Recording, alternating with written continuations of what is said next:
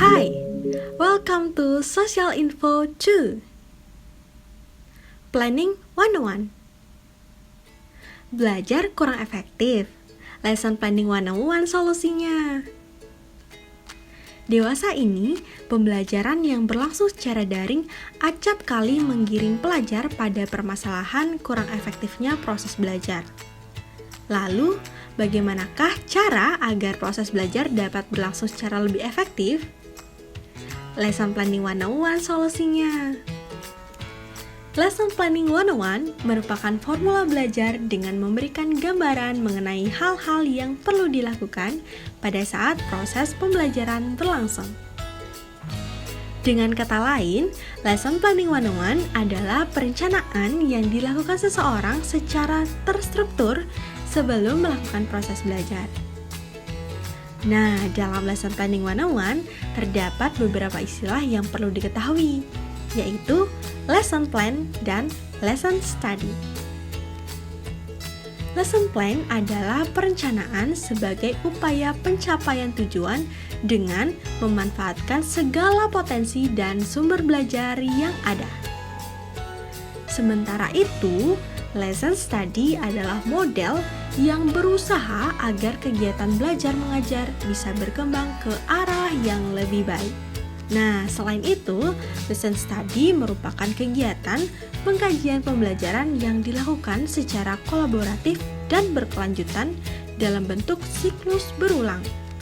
Mulai dari tahap merencanakan atau plan, melaksanakan atau do, dan merefleksikan atau see.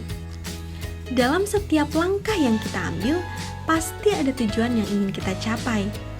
Begitu pula dengan pembuatan Lesson Planning 101. Kira-kira apa ya tujuan membuat Lesson Planning 101 ini? Yuk simak penjelasan berikut. Pertama, mencapai target dan cita-cita. Kita semua pasti memiliki cita-cita dong. Dalam perjalanannya, kita harus berusaha semaksimal mungkin untuk menggapainya. Nah, Lesson Planning 101 ini dapat membantu kamu untuk menentukan target apa saja nih yang ingin dicapai sehingga nantinya tidak berhenti di tengah jalan. Kedua, meningkatkan proses belajar. Apabila kita memiliki cita-cita dan juga tujuan, pasti akan tumbuh rasa ingin terus berjuang dalam diri.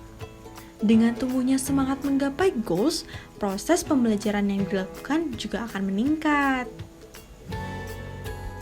Ketiga, memperoleh pemahaman cara belajar yang efektif. Seringkali, belajar merupakan hal yang membosankan bagi banyak orang. Namun, dengan adanya Lesson Planning 101, kita dapat menentukan cara belajar yang paling efektif untuk diri kita sendiri. Keempat, fokus pada tujuan. Pada saat membuat Lesson Planning 101, kita harus mengetahui terlebih dahulu kelebihan dan kelemahan kita pada suatu ilmu. Lesson Planning 101 ini dapat menjadikan kita lebih fokus pada bidang mana yang ingin kita pelajari lebih dalam untuk mencapai tujuan. Dalam membuat Lesson Planning 101, tentunya akan ada manfaat yang bisa kita ambil loh. Pertama, dapat mengetahui tujuan atau capaian belajar yang ingin dicapai. Dengan mengetahui tujuan belajar dengan jelas, kita akan termotivasi untuk meraih tujuan itu. Selain itu, adanya tujuan membuat langkah kita jauh lebih terarah dan juga jelas. Kedua, masih berhubungan dengan poin yang pertama, membuat Lesson Planning 101 dapat membantu kita untuk tetap fokus pada tujuan dan juga target kita. Hal tersebut secara tidak langsung dapat meningkatkan kepekaan kita terhadap hal-hal yang tidak penting atau kurang bermanfaat. Ketiga, melatih kita untuk mengetahui skala prioritas. Hal tersebut membuat kita tahu nih, mana yang penting dan mana yang tidak penting, mana yang menjadi kebutuhan dan hanya sekadar keinginan, serta mana yang harus dilakukan terlebih dahulu dan mana yang bisa dilakukan nanti loh. Keempat, Manfaat lain yang bisa didapatkan adalah dapat melatih kita dalam memanajemen waktu. Dengan manajemen waktu yang baik, kita tidak akan merasa kehabisan waktu dan tidak terburu-buru dalam menjalani proses belajar. Selain itu, kita dapat melakukan pekerjaan dengan lebih efektif serta efisien loh. Kelima, yang terakhir adalah kita dapat mengetahui hal-hal apa saja yang perlu disiapkan untuk menunjang keberhasilan kita dalam mencapai target belajar. Hal ini dapat meminimalisir kegagalan serta meningkatkan keberhasilan dan juga mendapatkan hasil yang maksimal dalam belajar. Setelah mengetahui berbagai macam manfaat dari Lesson Planning 101, sekarang kita perlu untuk mengetahui beberapa hal yang perlu diperhatikan dalam membuat perencanaan pembelajaran. Sebenarnya, hal-hal apa aja sih yang perlu diperhatikan dalam membuat perencanaan belajar? Berikut ini terdapat beberapa hal yang harus diperhatikan dalam perencanaan dan pembelajaran. Di antaranya yaitu, pertama, beri waktu yang cukup untuk tidur, makan, dan kegiatan lain sebelum belajar. Kedua, prioritaskan tugas-tugas yang ada. Ketiga, luangkan waktu untuk diskusi atau mengulang bahan ajaran yang diberikan. Keempat, jadwalkan review bahan pelajaran setiap minggunya. Dan yang kelima, jangan lupa seimbangkan planning dan usaha belajar yang maksimal.